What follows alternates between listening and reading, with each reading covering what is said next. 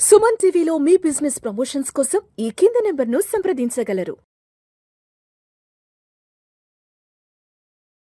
నమస్తే, welcome to Vishnu talks. నేను విష్ణు. ప్రస్తుతం నాతో పాటు stock market analyst SJ Harsha ఉన్నారు. తనతో మాట్లాడదాం.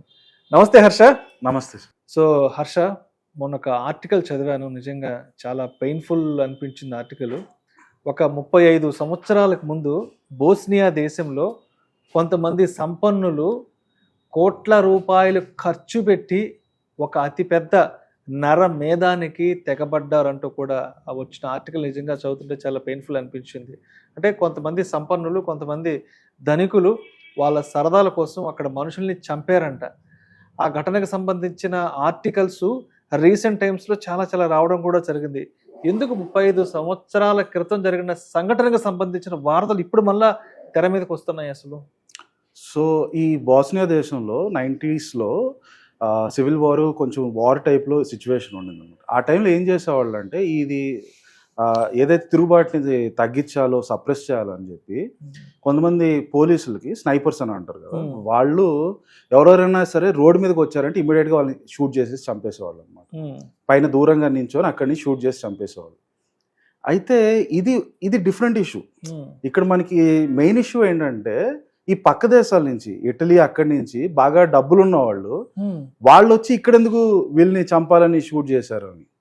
సో పాయింట్ ఏంటంటే, ఎవరెవరైతే ఈ పోలీసులు వాళ్ళు ఆ నెట్వర్క్ ఏదైతే ఉందో జనాల్ని చంపేవాళ్ళని, వాళ్ళు దాన్ని ఒక బిజినెస్ యాక్టివిటీలా తయారు చేశారు. వేరే దేశంలో ఉండే రిచ్ పీపుల్ దగ్గరికి వెళ్ళి, ఇలా చంపుతున్నాం, మీరు కావాలంటే డబ్బులు ఇస్తే మీరు కూడా వచ్చి చంపొచ్చు అని చెప్పి పెట్టుకున్నారు. అంటే ప్యాకేజ్ ఆఫర్ చేశారు దీనికి డబ్బులు సంపాదించడానికి. ఓకే, దీనికి ఇంత ప్యాకేజ్, ఇంత డబ్బులు ఇస్తే మీరు వచ్చి ఇక్కడ మీ సరదాలు తీర్చుకోవచ్చు, నరమేధం కోసం తీసుకోవచ్చు. కరెక్ట్. మరి అంత క్రూర మనుషులు ఎవరెవరు? పోలీసులు సరే, వీళ్ళు ఏదో డబ్బుల కోసం అని చెప్పారు సరే, కానీ వచ్చి చంపిన వాళ్ళు చాలా మంది ఉన్నారు. అంత క్రూర మనుషులు, అసలు మనుషులు ఎందుకు అంత క్రూరత్వం ఉంటుందని అంటే, బేసిక్గా ఇప్పుడు సొసైటీ మొత్తం ఎకనామిక్ ఇన్ఈక్వాలిటీ బాగా ఉంటుంది. డిఫరెంట్ మనుషులకి డిఫరెంట్ ప్రాబ్లమ్స్ ఉంటాయి. మోస్ట్ ఆఫ్ ద పీపుల్కి ఏంటి, డబ్బులు సంపాదించాలి, బ్రతకాలి, right, survive, next day food సంపాదించాలి, ఆ ఫోకస్లో ఉంటారు. ఎప్పుడైతే మీ లైఫ్లో మీకు ఒక ప్రాబ్లం ఉంది, డబ్బులు సంపాదించడం, కరెక్ట్, మీకు నెక్స్ట్ డే ఫుడ్ కోసమో, తర్వాత నెల ఫుడ్ కోసమో, లేకపోతే తర్వాత హాస్పిటల్ ఏదో ఖర్చుల కోసమో డబ్బులు సంపాదించాలి. మీకు ఆ గోల్ ఉన్నప్పుడు మీ మైండ్ మొత్తం ఆ గోల్ మీదే ఉంటుంది, డబ్బులు ఎలా సంపాదించాలి అని.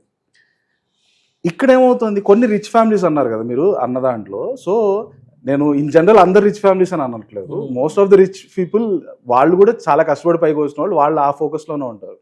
కొంతమంది కొన్ని సెగ్మెంట్స్ ఉంటారు, వీళ్ళు ఏంటంటే వీళ్ళకి ఎటువంటి ప్రాబ్లమ్స్ ఉండవు. బేసికల్గా నార్మల్ డే టు డే లైఫ్లో మనందరికి ఉండే general problems, most of the problems వాళ్ళకి ఉండవు.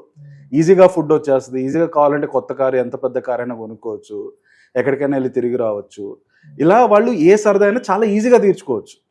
అలాంటి సరదాలు నార్మల్ ఫ్యామిలీస్ ఎవరైనా తీర్చుకోవాలంటే వాళ్ళు చాలా కష్టపడాలి. వాళ్ళ ఫోకస్లో ఉంటారు, ఎలా కష్టపడాలి, ఎలా డబ్బులు సంపాదించి ఇవి తీర్చుకోవాలని. కానీ ఎవరెవరికైతే ఇవన్నీ ఈజీగా అయిపోద్దో వాళ్ళకి వచ్చే ప్రాబ్లం ఏంటంటే, మీకు సపోజ్ బావర్చి బిర్యానీ బాగా ఇష్టం అనుకోండి, మీకు అన్నిటికంటే మీకు ఇష్టం ఉన్న ఫుడ్ అన్నిట్లో బావర్చి బిర్యానీ బాగా ఇష్టం. అంత ఇష్టమైన బావర్చి బిర్యానీ కూడా మీరు 10 రోజులు డైలీ తిన్నారనుకోండి, 11వ రోజుకి బోర్ కొడుతుంది, ఎగటేస్తుంది. కరెక్ట్. సో అదే ప్రాబ్లం అనమాట. వీళ్ళ దగ్గర ఉండే డబ్బులతో వాళ్ళకి ఏ సరదా అయినా చాలా ఈజీగా వచ్చేస్తుంది.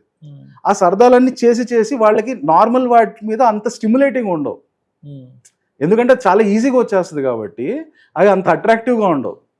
అలాంటి టైంలో ఒకరు వచ్చి, బాబు మీరు డబ్బులు ఇస్తే మనుషుల్ని షూట్ చేయొచ్చు దూరం నుంచి, మీకు ఏమీ కాదు, చక్కగా డబ్బులు ఇచ్చి షూట్ చేసి మీరు వెనక్కి వెళ్ళిపోవచ్చు, మాదే గవర్నమెంట్, మా వాళ్ళే పోలీసులు, మీరు వచ్చి షూట్ చేసుకొని ఎంజాయ్ చేసి మాకు డబ్బులు ఇవ్వండి, షూట్ చేసుకుని జనాలు చంపేసి రోడ్ మీద ఎవరైనా వస్తే షూట్ చేయొచ్చు, పైసాచిక ఆనందం పొందండి, డబ్బులు ఇచ్చి. వీడియో గేమ్లో ఎలాగైతే మీరు షూట్లు చేస్తారో అలా నిజంగా షూట్ చేసి చంపేసి మీరు వెనక్కి వెళ్ళిపోవచ్చు, మిమ్మల్ని ఎవరు ఏమైనా అడగరు అని అంటే, that will become very stimulating factor. అదొక అట్రాక్టివ్ ఫ్యాక్టర్ అయిపోతుంది. రైట్. సంథింగ్, ఇప్పుడు సల్మాన్ ఖాన్ ఉన్నారు, బ్లాక్ బక్ కేసు ఉంది, రైట్, అవసరమే ఉంది వెళ్ళి బ్లాక్ బక్ ని చంపాలి అని అంటే అదొక సరదా. అతనికి ఉన్న రిసోర్సెస్ తో, సరే నేను వెళ్ళి రాజస్థాన్ ఎలాగో షూట్ చేస్తున్నాను, నేను పెద్ద స్టార్, నన్ను ఎవరు వచ్చి అడుగుతారు, ఏదైనా జరిగితే మేనేజ్ చేయొచ్చు, బాగా డబ్బులు ఉన్నాయి, కావాలంటే కోర్టులోనో జడ్జిలతోనో పోలీసులతో అందరిని మేనేజ్ చేసి సరదాగా ఈజీగా కొనేసుకోవచ్చు. చేసుకోవచ్చు. అవన్నీ మైండ్ లో ఉంది కాబట్టి అలాంటి సరదాలు వచ్చినప్పుడు మనకి ఎవరైనా వచ్చి చంపు వెళ్ళి బ్లాక్ బక్ అంటే అవన్నీ చేస్తామా? మనం చేయలేము. అందరూ భయపడతారు.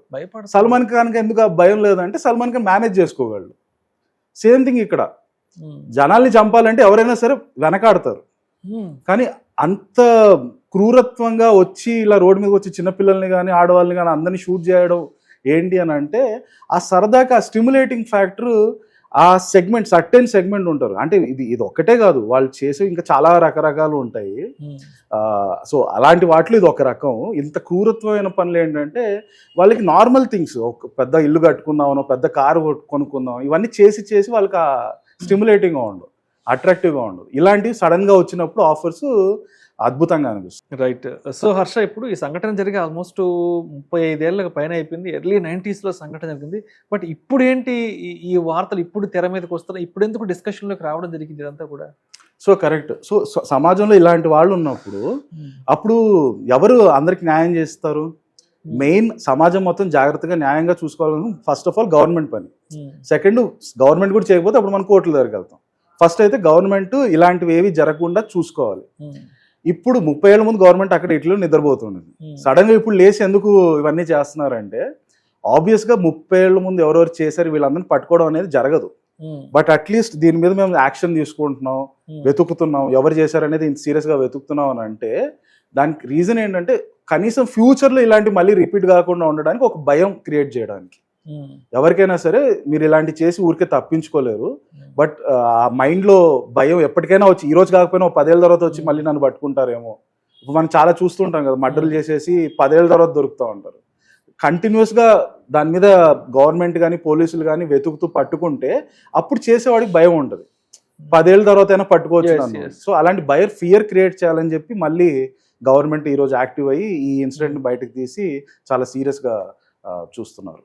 బట్ అంటే ఏదేమైనా కూడా అసలు ఆ సంఘటన గురించి చదువుతుంటే దానికి సంబంధించిన వార్తలు వింటుంటే అసలు వెన్నులో వణుకు పుట్టింది. అంటే ధనికులనే వాళ్ళు ఇలా కూడా ఉంటారా?